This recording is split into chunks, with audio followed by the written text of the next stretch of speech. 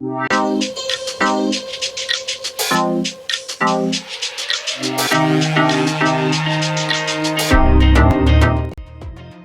to Barrett News Channel.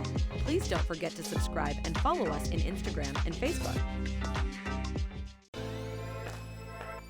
Ukrainian tennis player Elina Svitolina says she has a mission to help her country and wants to use her platform to provide hope to the war-torn nation. The 27-year-old, who is in regular contact with her family and friends back in Ukraine, has taken a break from tennis to focus her efforts on raising funds and awareness of her country's plight.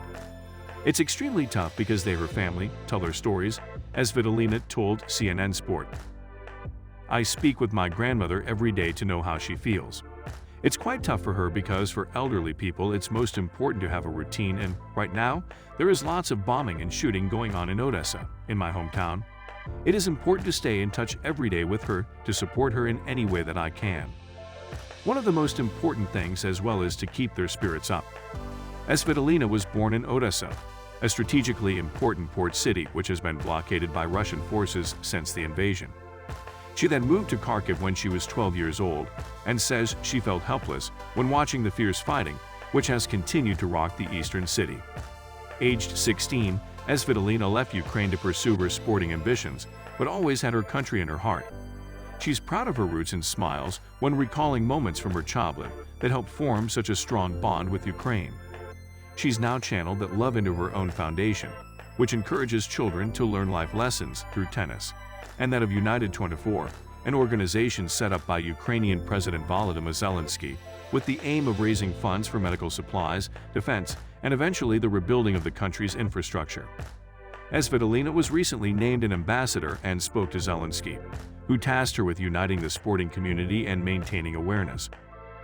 "It was one of the moments I was most stressed, and even entering the tennis court, I was not that stressed," Svitolina said, speaking about her Zoom call with the president and her fellow ambassador, Ukrainian soccer great Andriy Shevchenko. "But he was very kind and his speech was very motivating. What he does, it takes a lot of courage. He just explained what Ukraine really needs these days and how he sees the situation in Ukraine right now. He's still very, very much motivated and he loves Ukraine and he will die for our country. And this is definitely something that all Ukrainian people are looking for this kind of person who gives his life for the country." It's still early days, but Svitolina is already planning events, notably in the tennis community, for later this year, and she says the foundations have given her a clear purpose. Amid the darkness, there has been some light. Svitolina found out she was pregnant just before the invasion started and is expecting a baby with partner and fellow tennis player Gail Monfils.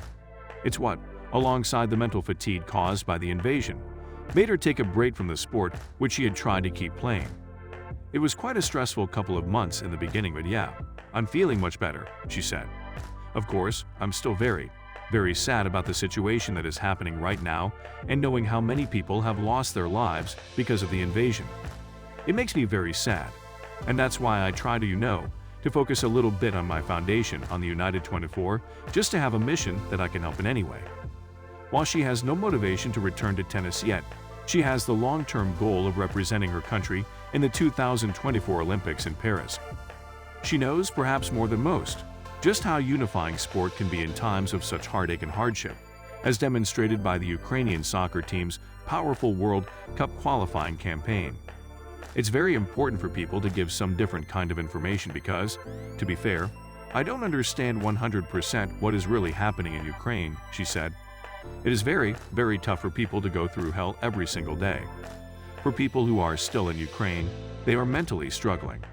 There's many, many things happening, and they went through so much already. So I think to bring something different, it's something I think that brings to light for them."